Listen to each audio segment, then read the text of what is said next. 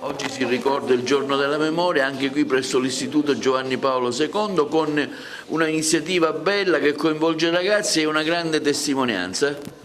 Oggi in occasione della giornata della memoria abbiamo l'onore di ospitare una testimone di guerra, un insegnante in pensione, la signora Franca Lazzano Rao, la quale si è resa disponibile, ha accettato immediatamente il nostro invito proprio per dare questa emozione ai nostri alunni, per poter comprendere con semplicità l'importanza di questa giornata, appunto la Shoah, la giornata della memoria. Siamo nel plesso Giovanni Paolo II dell'Istituto Comprensivo Rita Levi Montalcini di Agrigento, diretto dal professor Luigi Costanza. Come dicevo, abbiamo portato avanti questa iniziativa con molto entusiasmo, proprio perché è importante che i bambini fin da piccoli possano comprendere l'importanza di questa giornata. Noi abbiamo svolto tante attività per portare avanti il progetto La Shoah spiegata ai bambini. Sono state coinvolte tutte le insegnanti delle classi quarta e quinta di questo plesso Giovanni Paolo e hanno svolto delle attività.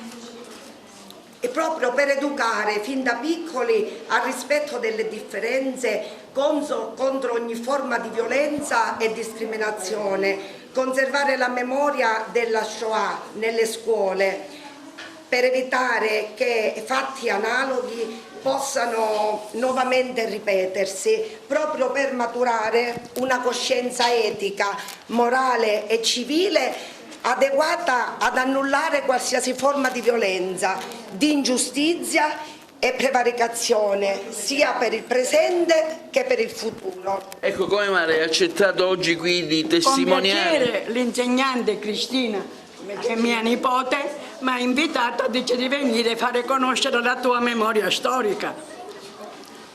Perché io nel 1943 ero una bambina più piccola di loro. Quindi ho tante reminiscenze, solo che voglio parlare dei bombardamenti di Agrigento con i bambini, perché magari gliel'avranno raccontato così.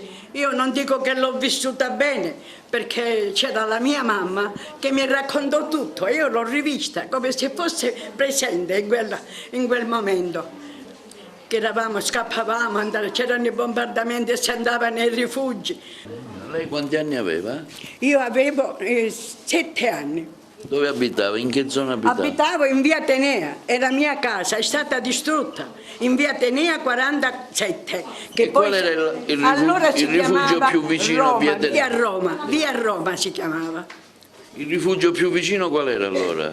Il rifugio San Francesco, vicino all'Immacolata, che c'era un liceo là, il liceo classico, che è stato distrutto.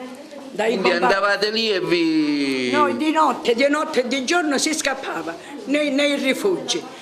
C'era il portone accanto, un portone grande, e ci infilavamo, mi diceva mia mamma, di questo portone e arrivavamo a questo ricovero, che poi ne sono morti migliaia ne sono morti il 12 luglio. Gli americani entrarono e hanno fatto danno. È la conclusione di un progetto che è durato tutto l'anno e che vede oggi nella giornata della Shoah la sua conclusione. Ne parliamo con la docente che ha creato questo evento. Allora, diciamo che è la conclusione di un progetto che si è avviato già da diversi anni, poi causa Covid non abbiamo potuto ampliarlo più di tanto. Non sono stata io a ideare il progetto perché comunque per noi è sempre un'attività interdisciplinare che abbraccia tutte le discipline, dall'italiano all'arte, alla musica, anche l'educazione fisica. Storia e geografia soprattutto in questo caso. Ci siamo imbattute tempo fa in una intervista di Liliana Segre, durante la quale affermava che un insegnante, se ama il suo lavoro, non lo deve vedere solo come un posto di lavoro, ma essendo un'educatrice e se si sente di essere un'educatrice, il capitolo Shoah non deve essere dimenticato. E noi per tanto tempo abbiamo aspettato di poter aprire le porte di questa scuola ad una persona che potesse dare testimonianza di vita reale a questi bambini, perché possiamo indottrinarli come vogliamo, con i libri, con le immagini, con le fotografie, ma vivere realmente l'esperienza, sentire e soprattutto memorizzare l'esperienza di vita di una persona che ha vissuto la guerra, penso che per i bambini tra i 9 e i 10 anni, con un linguaggio molto semplice, adeguato a loro, senza grandissimi traumi, tra virgolette, sia il modo migliore per poter ricordare sempre la pagina più nera della nostra storia.